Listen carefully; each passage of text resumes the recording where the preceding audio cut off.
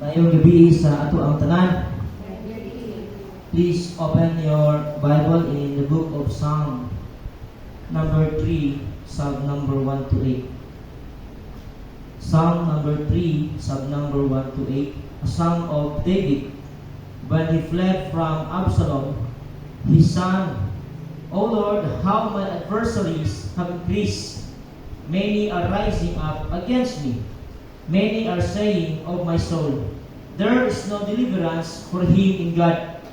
But you, O Lord, are a shield about me, my glory, and the one who lifts my head. I was crying to the Lord with my voice, and he answered me from his holy mountain. I lay down and slept. I awoke, for the Lord sustains me. I will not be afraid of 10,000 of people who have set themselves against me round about. Arise, O Lord, save me, O my God, for you have smitten all my enemies on the cheek. You have shattered the teeth of the wicked.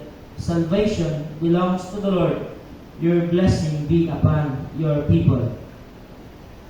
Ang Ginoo magadugang o panalangin sa pulong ato ang nabasa, samtang ato apod ning pagatun-an karon. Akong nakita or nabasa dinhi ang pag-ampo ni King David sa dihang anaa siya sa kahadlok. Now, during sa among pag-eskwela dito sa Zikaik, sa pagpurso nako sa masteral, akong nakita nga dili kaayo ko ingon ana pagkalalom, especially sa pagtuon o paghimo sa akong daily devotion. I do not know sa inyo ha, pero for me honestly, dili pa kayo ko inana ba kanang kaligdong nga everyday na himo gid nako ang daily devotion. Pero samtang naa mi dito, every night ginatagaan mi o buluhaton nga maghimo mi reflection through our among devotion nga mo-submit ni og usa ka page nga naa dito ang among studies text, ang passage unsa among pag-ampo, unsa among pamaagi to worship the Lord. Now, if you try to think of devotionals, siguro pinakasayon nga atong mahuna-una ang Psalms. Di ba, kasagaran kung mag-devotional ka, usually ang Psalms man may ato ang ganahang tunan. Kaya na ay mga kanta, o baka ang Proverbs, kaya na ay mga practical ng mga teachings. Now, I decided na influence ko nga mutuon aning Psalms to find out na medyo lisod siya kay kinahanglan na swito ka sa history. Now, looking back sa nahitabo kaniadto, unsa di ay ang hinungdan nganong si Absalom gikahadlukan man ni David. O kung anong niabot sa punto nga si David nag-ampo siya sa Ginoo, nga niabot siya sa punto nga kanang nakita niya nga thousands of men nga after sa ipagpatay sa iya. Unsa di ay ang story behind nganong si Absalom o si David naaman kanila kining maong mga panghitabo. Now, if we try to read sa 2 Samuel chapter 13 hangtod sa chapter 19, taas na siya, di ba? So, kung atong na siyang basahon karon chapter by chapter, basig di ta mahumadayon. So, paningkamutan nako nga tagaan mo og overview sa story ni Absalom o ni David niining panahon na. Absalom was the third son of King David by his wife Maacah, and he had a strong influence on his father's reign. He had a sister named Tamar and a half-brother named Amnon. Tamar was beautiful and Amnon loved her. Igsuon sila. Apan nahigugma kaniya si Amnon. Apan luyon ni ining tanan, nag-uol si Amnon kay wala man siya pwedeng mahimo aron mahimong maiyaha si Tamar na iyahang igsuon. Pero kini si Amnon dunay amigo nga ginganlan og Jonadab. Ug unya iyang giingnan si Amnon, nganong nag-uol ka man? Lakaw ngadto sa imong lawak ug unya pagpasakit-sakit. Ug hangyoa ang imong amahan nga maong hari nga paanhingon si Tamar sa imuha, ug mo ay mo atiman sa imuha. Uy, nindot pud. Igsoon na ay mga amigo nga sama kang Jonadab, mga bad influence. bantayi ng mga tawhana. Likayi ang ilahang mga advice sa atong kinabuhi, sa imong kinabuhi, kay maghatag na sila kadaot. Tuod man, gituman ni Amnon ang tambag ni Jonadab. Sa dihang naana sa iyahang kwarto si Amnon, iyahang gidala dito si Tamar, o kunya iyahang gihagit nga makigdulog sa iyahang. Gituman man niya ang advice ni Jonadab, ug nahitabo gyud ang tanan sumala sa advice ni Jonadab. Pag-abot dito sa kwarto, sa lawak ni Amnon, iyang giingnan si Tamar nga, ali, dulog kanako. Apan mibalibad si Tamar ug mihangyo siya nga ayaw lang. Kay disgrace man to para sa lahat, kay igsuon man sila. Instead, ingon si Tamar, para dili ka maulawan at tuwa ang hari. Hangyo siya, kay sigurado ko nga dili kanya balibaran. Pero tungod kay grabe ang gugma nga gibati ni Amnon kang Tamar, unya mas kusgan man pod si Amnon, nahimo siyang successful sa iyang tuyo. Gi-rape niya si Tamar. Human niya rape kang Tamar, ang iyang gugma nga grabe nawala. Ugon niya gibati siya kasilag nga dili basta-basta sa iyang igsuon nga si Tamar. O gipapahawa niya si Tamar sa iyang lawak. Nahibaluan kani ni Absalom ug iyang gipapuyo sa iyang balay si Tamar. Suko siya maayo kang Amnon, ug unya while nga naa siya dito sa pagbangutan, gikuha niya si Tamar dito sa iyang balay papuyo, ug si Absalom nagdumot sa iyang igsuon sa taas nga panahon. After 2 years, si Absalom nag-andam og usa ka bangkite. Iibitar niya ang hari apan ibalibad si King David. Ug unya ni-insist si Absalom nga kung pwede kani si Amnon paapilon lang dito sa iyang bangkite, paatuon lang. Natungutaan na ang hari anong kinahanglan pa man apan wala motubag si Absalom. Mao nga si King David gitugutan niya nga paatuon lang si Amnon. Siyempre confident siya igsuon ra ni duha. Sa dihang nahubog na si Amnon, gipapatay siya ni Absalom sa iyahang mga sulugoon. After killing Amnon, nikagyo si Absalom, nahadlok man siya sa hari. Ug niya ipuyo siya 3 years dito sa yuta sa Gisor, ilalom sa paghari ni Talami. Samtang nagbangutan si David tungod kang Amnon. So 3 years nga nagbangutan si David, 3 years po ginagtago si Absalom dito sa lugar sa Gisor, under sa kingship ni Talami. Niabot ang panahon, after 3 years, nahupay ang gibati, nahupay ang pagbangutan ni King David tungod sa kamatayon ni Amnon. Dako ang iyang longing nga makita si Absalom. Busa, ipakuha ni Haring David si Absalom pinaagi kang Joab dito sa Gisor. O gidala balik sa Jerusalem. Apan pag-abot sa Jerusalem, gipinahan siya nga dito lamang una siya sa usa ka balay. Dili sa siya pwedeng makikita sa hari, gawas nga imbitaron siya. Niabot na lang og duha ka tuig, wala gihapon siya giimbitar. Sige hangyo si Amnon o si Absalom nga patuon si Joab kay maghatag siya mensahe nga makikistorya siya sa hari, apan dili pud siya tunghaon ni Joab. Nasupok siya pag-ayo, nasupok siya sa hari, nga wala siya ginaatubang, nga wala siya istorya. Wala reconciliation na nahitabo sa ilang duwa for 2 years. Nga naan siya sa Jerusalem. Unya, 3 years na siya nagikan sa Gisor. Bisan pa niini, every early morning, nahimong batasan ni Absalom nga mubarog dito sa daplin sa dalan, paingon sa syudad. Ug kung naay moagi nga tawo nga naay gustong ipahusay sa hari, tawgon ni siya ni Absalom, alin mo diri? Pangutanon, taga-asa man mo, unsa may inyong tuyo sa hari. Unya musulti sila sa ilang mga problema, musulti sila sa mga kadaot nga nahitabo sa ilaha. Unya kani si Absalom, ingnan niya ang mga tawo nga gikan ang mga Israelita, kanindot unta no kun ako pay hari. Mahatagan gid ta mo hustisya.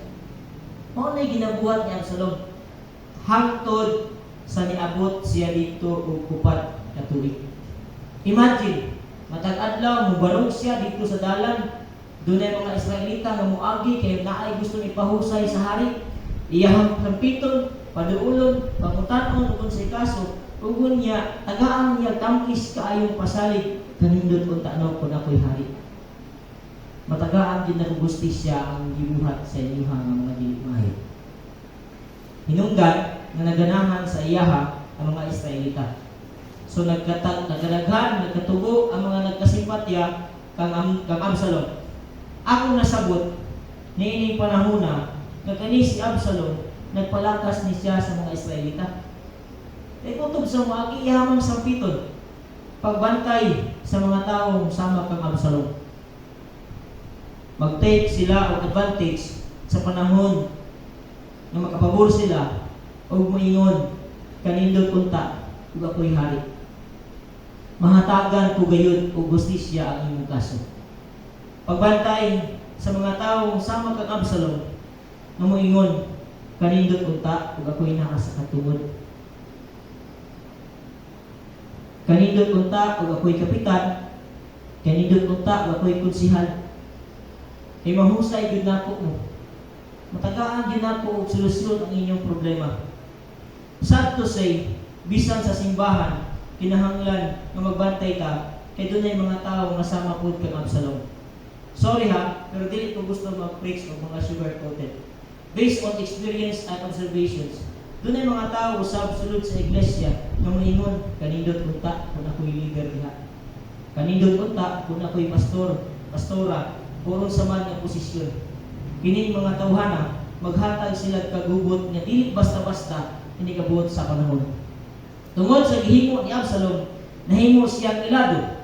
Nagkadaghan ang midapig sa iyaha ug iyang gituboy ang iyang kaugalingon nga mahimo siyang hari. Unya nagkadako ang iyang tinuha sa pag-alsa batok kang David. Ug hinungdan nga nahatlok sa David kay naglaraw man si Absalom nga iyang patyon ang hari, mao nga nikagyo siya. 40 years ngayon ato ang gidabuhat ni Absalom, nagkataas, nagkadaghan ang iyang influence. O kunya, niabot siya sa punto na siya mismo iyang gituboy ang iyang kaugalingon nga mahimong hari. Ug nahimo siyang successful niini. O kunya, naglaraw siya nga patyon niya si David. Sa diha nga diin nasayran kini ni David nga naglaraw si Absalom batok kaniya, mao na ni nahitabo nganong nagsulat si David nga nag-ingon siya thousands of people nga nag-rise against him. O Lord, how my adversaries have increased. Nakita niya nga ang daghang mga tao nga nahimong sympathizer ni Absalom nag-look after na pod sa iyang kinabuhi. Mo nang sugod pa lang sa Psalms chapter 3 or number 3, it talks about when he fled from Absalom, his son. He told the Lord, O Lord, how my adversaries have increased. Many are rising up against me. Many are saying of my soul, there is no deliverance for him in God. Grabe ang mga pagtamay, grabe ang iyang nadungog ng mga bahad gikan sa mga tao nga ni sympathize kang Absalom. Ug unya niabot gyud sa punto nga dinay nahitabong encounter ni kagyo man si David, pero dunay nagpabilin dito sa ilahang sa syudad. Ug unya sa diha nakapabor kining mga generals ni King David during sa ilahang encounter, nakabintaha sila sa panahon sa pagkik-away, iyahag yung gitagaan o hugot ng mga subo ang mga general nga dili nila ang saon si Absalom. Luyo sa threat na iyahang nadawat gikan kay Absalom na iyahang anak. Niabot siya sa panahon nga magkapabor na, pero wala gyud niya tuguti nga ang iyang mga generals pwedeng mupatay kang Absalom. Nanghandoy gihapon siya, luyo sa iyang kasuko nga kining si Absalom, gipatay niya si Amnon, pero wala din siya mabot sa punto nga maninguha nga mamatay si Absalom pinagi sa iyang mga kamot. He did give an explicit instruction to the generals to deal gently with Absalom in spite of his treason. Scripture makes the point that all the troops heard David's orders concerning Absalom. Nadungkan sa tanang tropa. However, ang order ni King David gidisobey. Sa dihang si Absalom nag-ride siya, nisakay siya sa iyahang kabayo. Ang iyahang buhok gidescribe man ni nga taas, nasangit sa sanga sa kahoy. and he was suspended in the mid-air. Nabilin siya, nahanger siya, dili siya kasupol. O nakitaan siya ni Joab. Luyo sa sugo ni King David, nga dili siya patyon, but Joab killed him. Dunay rebellion, and David returned to Jerusalem again as a king. Now, ako itong balikan, gikan sa Psalms 3, ibalik ka sa 2 Samuel chapter 13 to chapter 19, aron nga masabtan nato og maayo kung nganong iyon anak man ang kahadlok ni David, kung nganong iyon ato ang iyang pag-ampo sa Ginoo. Ingon siya sa verse 1, O Ginoo, daghan ang nakig-away kanako, daghan ang nakigbatok kanako, mahitungod kanako, miingon sila, dili siya tabangan sa Dios. Pero sa preceding passage, ingon siya, apan ikaw, Ginoo, ang akong taming, kanunay sa mga katalagman. Gihatagan mo ako kadaugan, o gipahiuli mo ako, muka nako ang kadasig. Nagpakitabang ako, Ginoo, gikan sa bungtod nimong balaan, o gitubag mo ako. Muhigda ako og matulog, o mumata nga malinawon, kay nagbantay man kanako ang Ginoo. Dili ako mahadlok sa dilibo nga kaaway nga naglibot kanako. Dali, o Ginoo, luwa sa ako, o akong Dios. Silutan mo ang tanan kong kaaway, ug kuha ang gahom ang tanang mga daotan. Ikaw ang muluwas, o Ginoo, panalanginan mo ta ang imong katawan. Bisan sa iyahang kahadlok, niabot siya sa punto nga iyahang nga reassured balik nga ang Dios di ay ang iyahang paglaom. Ang Dios di ay mo iyahang manlalaban. Ang Dios di ay mo ay mupanalipod sa iyahang. Unsa may relasyon niini nga passage para sa ato? Just try to imagine kinsa di ay ni si Absalom. Si Absalom, anak ni Haring David, apan nakaako siya alsa, revenge, rebel, batok sa iyahang kaugalingong amahan. After he won the favor in the eyes of these Israelites.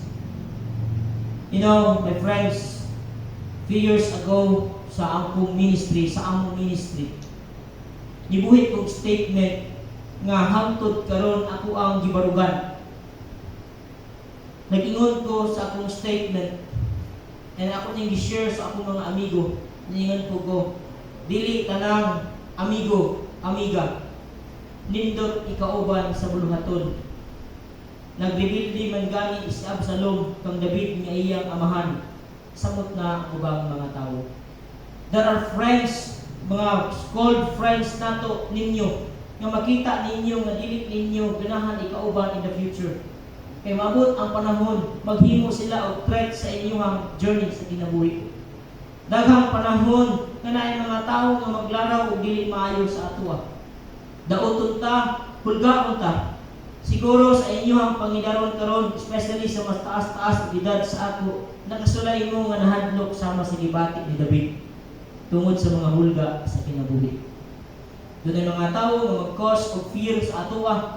Doon ay mga circumstances nga maghatag og kahadlok sa journey as a Christian o sa asa mang pamaagi sa trabaho, sa imong family. Doon na to'y mga usahay, mga members sa family nga dili nimo makita nga ikauban in the long journey sa kinabuhi based sa unsang pamaagi ka tawgon sa Ginoo. Personally, as a pastor, based on realities, based on discernment gikan sa Ginoo and true experiences sa ministry, kay niabot naman ni o pulo ka tuig sa ministry, kay bisag wala pa may ka-graduate since 2013, gitugutan ni sa district nga makahimo o makapadayon sa buluhaton. Unya pagbalik na og eskwela, natagaan po og Sunday ministry, while ang akong wife nagapadayon po sa buluhaton. Doon ay mga panahon nga naay mga tao nga guba sa atong pagkatao. Based on my experience, doon ay mga tao nga guba sa ako ang dignidad. Doon ay mga tao nga gusto guba sa ministry nga gihatag ni Lord sa ako. Magtabi og dili mao. Sama sila kang Absalom nga mobarog sa dapling sa dalan o unya ingnon ang mga tao kanindot unta og ako ang hari. Ug unya maabot sila sa panahon kung makuha ang simpatiya sa kadaghanan, ilahang ituboy ang ilahang kaugalingon nga mahimong hari ug magbibildi aron kuhaon ang simpatiya sa kadaghanan. I do not know kung paunsa ni nga passage na istorya sa inyo ha. Probably sa inyong nature of work na yung mga tao nga dili gyud ganahan sa inyo ha. Ug unya maghatag sila og mga threat sa inyong kinabuhi. Bisag gihimo nimo ang pinaka the best bilang usa ka Kristohanon, bilang usa ka nagtrabaho sa usa ka lugar, pero doon lagi mga panahon nga dili ang kahadlok mohabot sa atong kinabuhi because of so-called sama kamagsalog ng mga tao. Kung sa may inyong buhaton, kung sa may atong buhaton, o kung sa may akong buhaton ninyo. My friends, I do hope and pray na taliwala ninyo mga hadlok sa kinabuhi nga maabot ka nato. Sama kang David, maupod niya ang akong prayer nga ang Ginoo maoy mo panalikod gihapon nako. Ang Ginoo maoy mo panalangin gihapon sa ako. Ug sigurado gid ko nga ang Ginoo luwason gihapon ko niya ikan sa mga buhat sa kawan. Hinaot nga maupod na ang inyong pagambot. Soon sa panahon sa imong kahadlok atong kahadlok o kabalaka tungod sa mga hulga sa kinabuhi, sampit dangop sa Ginoo nga imong magtatabang kay siya nay bahala nga mukuha og gahom ni atong mga dautan ug mosilot sa atong mga kaaway. Hinaot ang Dios magapanalangin o magapadayon pagtudlo kanato taliwala sa mga paghitabo sa ato ang kinabuhi. Good evening and God bless kanato.